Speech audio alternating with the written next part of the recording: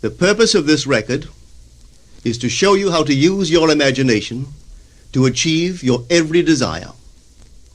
Most men are totally unaware of the creative power of imagination and invariably bow before the dictates of facts and accept life on the basis of the world without.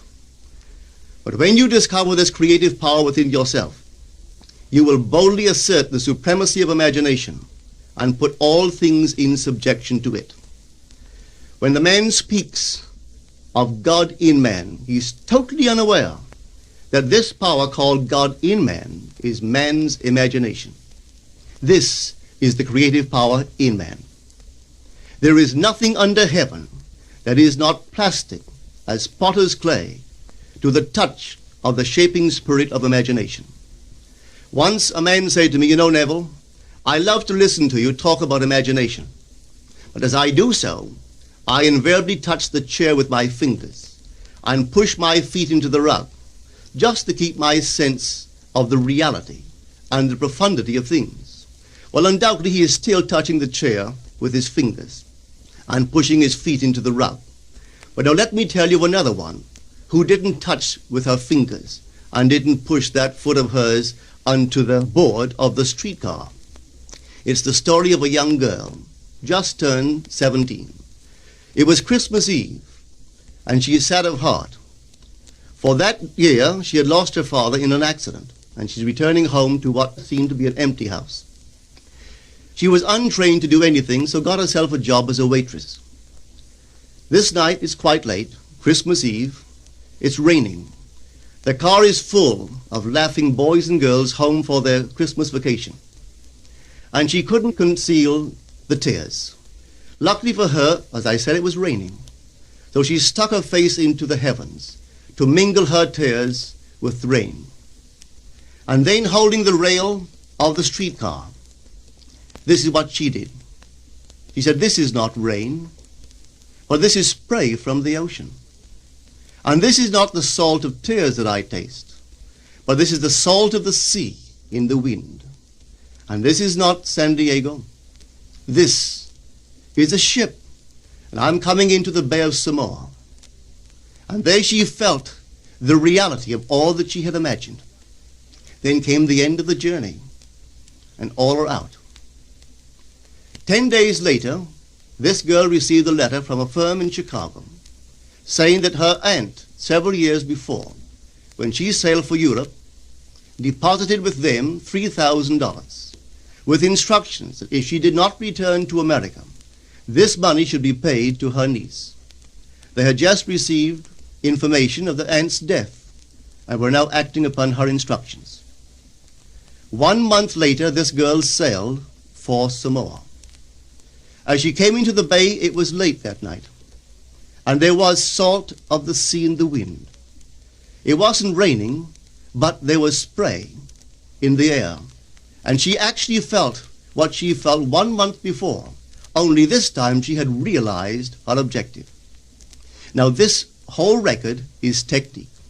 I want to show you today how to put your wonderful imagination right into the feeling of your wish fulfilled, and let it remain there and fall asleep in that state.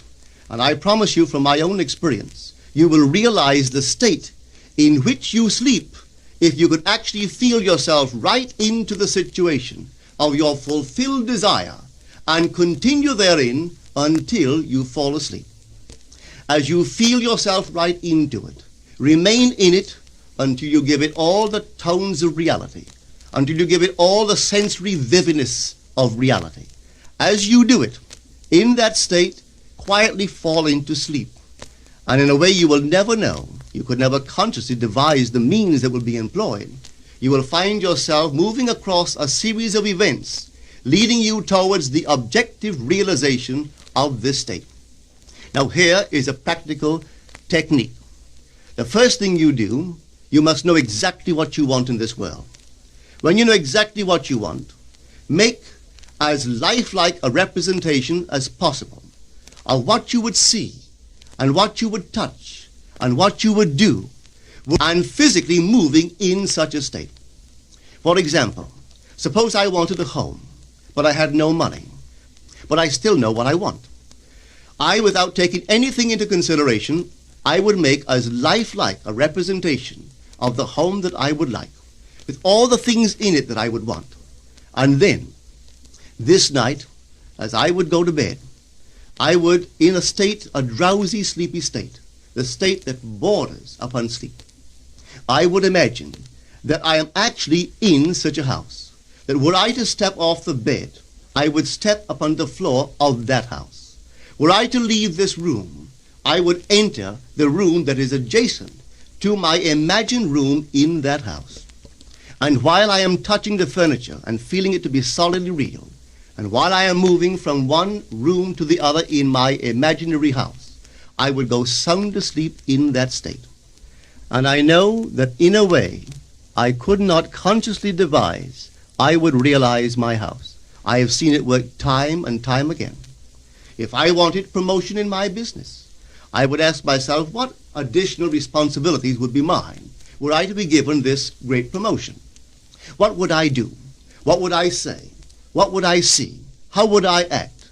And then in my imagination, I would begin to see and touch and do and act as I would outwardly see and touch and act were I in that position.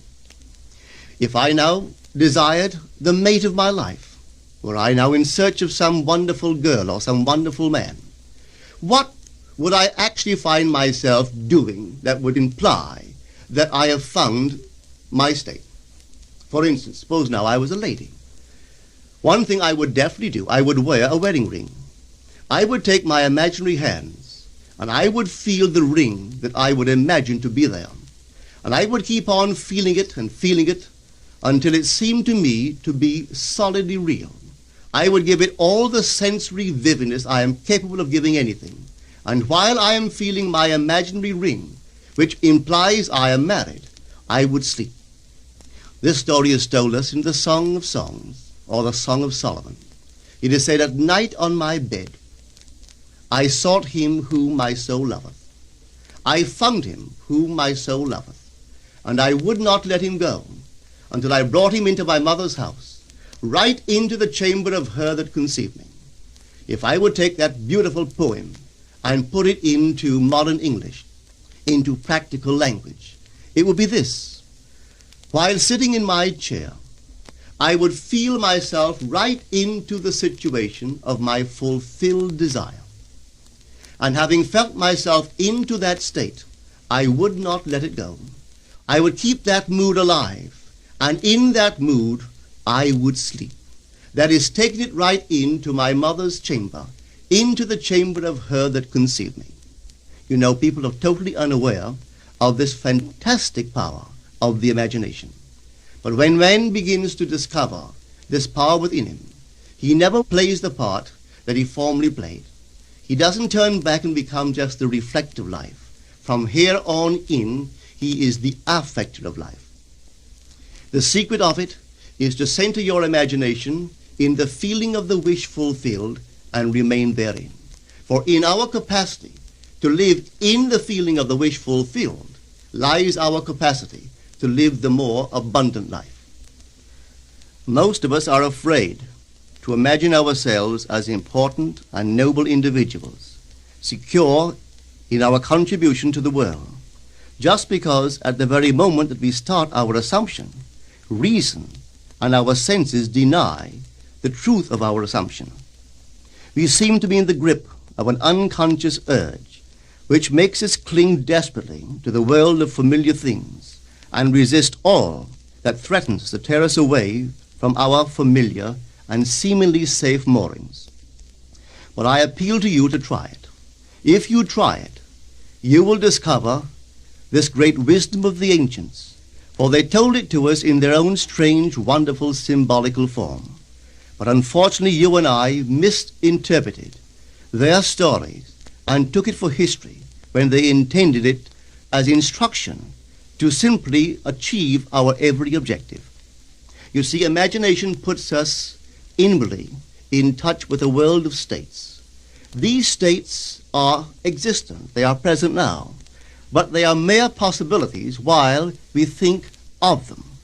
But they become overpoweringly real when we think from them and dwell in them.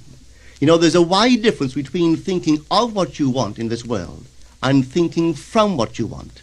Let me tell you, when I first heard of this strange and wonderful power of the imagination, it was in 1933 in New York City. An old friend of mine taught it to me. He turned to the 14th of John, and this is what he read.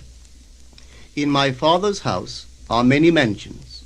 If it were not so, I would have told you. I go to prepare a place for you. And if I go and prepare a place for you, I will come again and receive you unto myself, that where I am, there ye may be also. He explained to me that this central character of the Gospels was human imagination. That mansion was not a place in some heavenly house, but simply my desire. If I would make a living representation of the state desired, and then enter that state and abide in that state, I would realize it. At the time, I wanted to make a trip to the island of Barbados in the West Indies, but I had no money. He explained to me that if I would that night, as I slept in New York City, assume that I was sleeping in my earthly father's house in Barbados, and go sound asleep in that state, that I would realize my trip. Well, I took him at his word and tried it. For 1 month, night after night, as I fell asleep, I assumed I was sleeping in my father's home in Barbados. At the end of my month, an invitation from my family came, inviting me to spend the winter in Barbados. I sailed for Barbados the early part of December of that year. From then on, I knew I had found this Savior in myself. The old man told me that it would never fail. Even after it happened, I could hardly believe that it would not have happened anyway. That's how strange this whole thing is. On reflection, it happens so naturally. You begin to feel or to tell yourself, well, it would have happened anyway. And you quickly recover from this wonderful experience of yours. It never failed me if I would give the mood, the imagined mood, sensory vividness. I could tell you unnumbered case histories to show you how it works. But in essence, it's simple. You simply know what you want. When you know what you want, you're thinking of it. That is not enough. You must now begin to think from it. Well, how could I think from it? I am sitting here, and I desire to be elsewhere. How could I, while sitting here physically, put myself in imagination at a point in space removed from this room and make that real to me? Quite easily. My imagination puts me in touch inwardly with that state. I imagine that I am actually where I desire to be. Now, can I tell that I am there? There is only one way to prove that I am there. For what a man sees when he describes his world is as he describes it relative to himself. So what the world looks like depends entirely upon where I stand when I make my observation. So if, as I describe my world, it is related to that point in space I imagine that I am occupying, then I must be there. I am not there physically, no, but I am there in my imagination. And my imagination is my real self. And where I go in imagination and make it real, there I shall go in the flesh also. When in that state I fall asleep, it is done. I have never seen it fail. So this is the simple technique on how to use your imagination to realize your every objective. Here is a very healthy and productive exercise for the imagination. Something that you should do daily. Daily relive the day as you wish you had lived it, revising the scenes to make them conform to your ideals. For instance, suppose the day's mail brought disappointing news. Revise the letter. Mentally rewrite it and make it conform to the news you wish you had received. Or suppose you didn't get the letter you wish you had received. Write yourself the letter and imagine that you received such a letter. Let me tell you a story that took place in New York not very long ago. In my audience sat this lady who had heard me numberless times.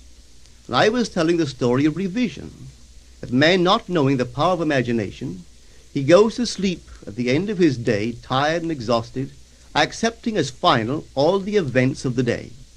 And I was trying to show that man should, at that moment, before he sleeps, he should rewrite the entire day and make it conform to the day he wished he had experienced.